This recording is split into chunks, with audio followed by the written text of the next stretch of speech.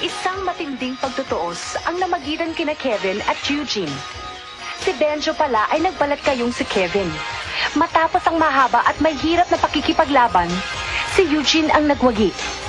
Ngunit hindi pa pala tapos ang lahat. Ang lakas na nakapaligid sa kanya ay naiiba sa mga nakaharap ko. Ipinakita rin sa wakas ni Benjo ang kanyang tunay na anyo. Ang paghaharap ni na Eugene at Benjo.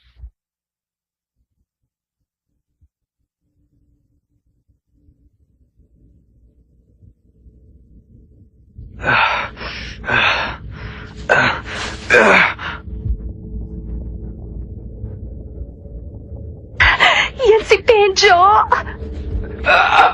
Eugene! Huwag ka magpapatalo! At magtutos pa tayong dalawa! Nawalan siya ng malay at yun pa rin ang sinasabi niya. Mag-ingat ka, Eugene. Talunin mo si Benjo at ipakiganti mo si Alfred.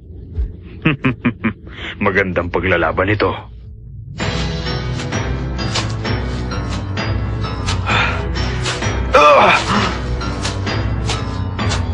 Anong problema? Mukhang namumutla ka. Kailangan gawin mo na ang lahat na magagawa mo. Ngayong nakita mo na ang tunay na itsura ko. Tama na! Eto na!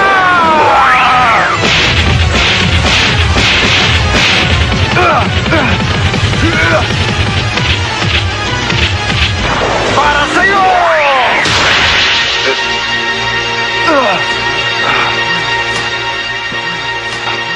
Masakit ba? Ha? Ano?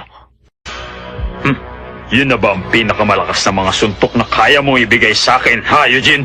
Bakit? Walang lakas ng kapangyarihan ng mga yon. Naintindihan mo?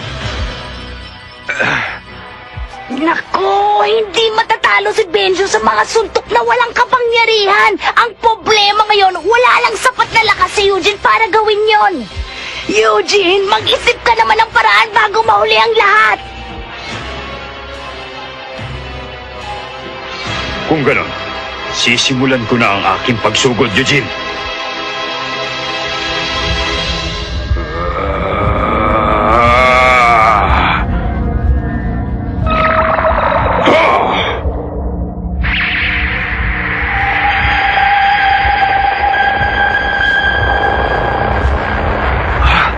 Ano ito? Ano yun?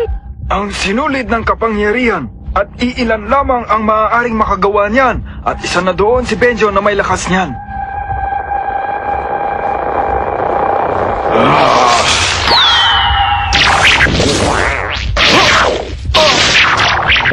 Ha? Ang paa ko!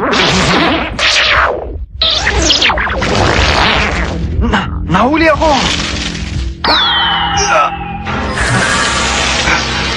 Hindi ako makakilos!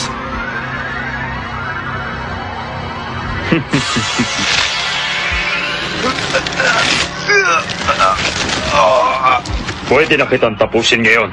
Pero, hindi muna. Pahihirapan muna kita, katulad ng nangyari kay Alfred. Gusto ko lang malaman mo na matibay ang sinulid na yan. Hindi mo yan mapuputol kahit na anong gawin mo. Yan ang akala mo! Hindi ka naniniwala, ha?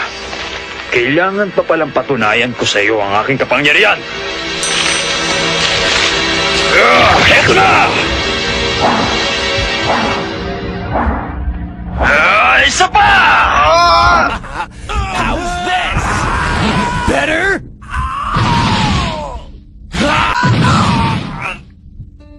Naku, walang pag-asang makawala si Eugene, Master Jeremiah.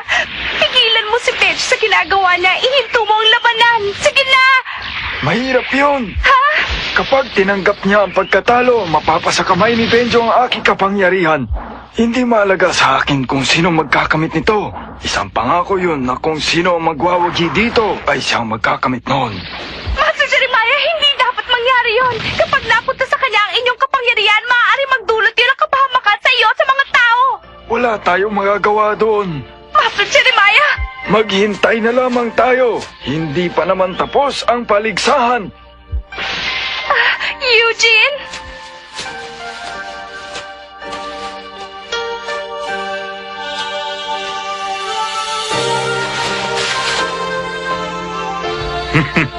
Gusto kong itsura mo. Titignan ko muna na matagal ang mukha mo.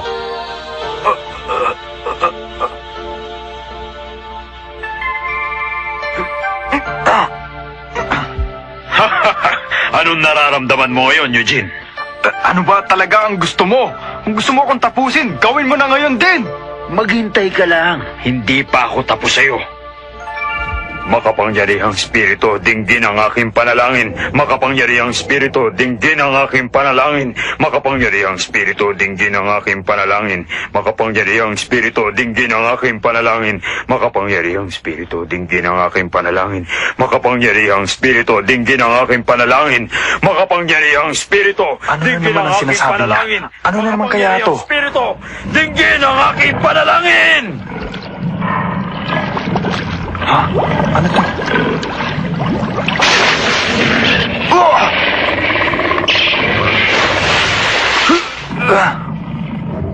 Ha? Ano yun?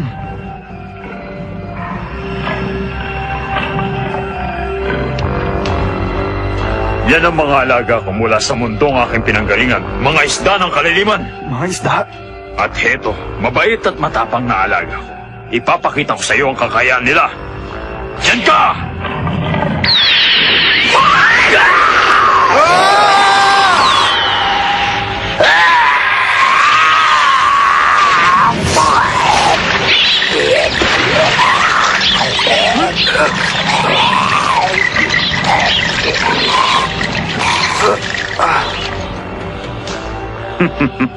Katatapos lamang nilang kumain. Pero parang gusto pa nila. Malakas silang kumain, Eugene. At alam mo kung anong paborito nila? Laman ng tao. Katulad ng gagawin ko sa'yo. Ipapakain kita! Ha!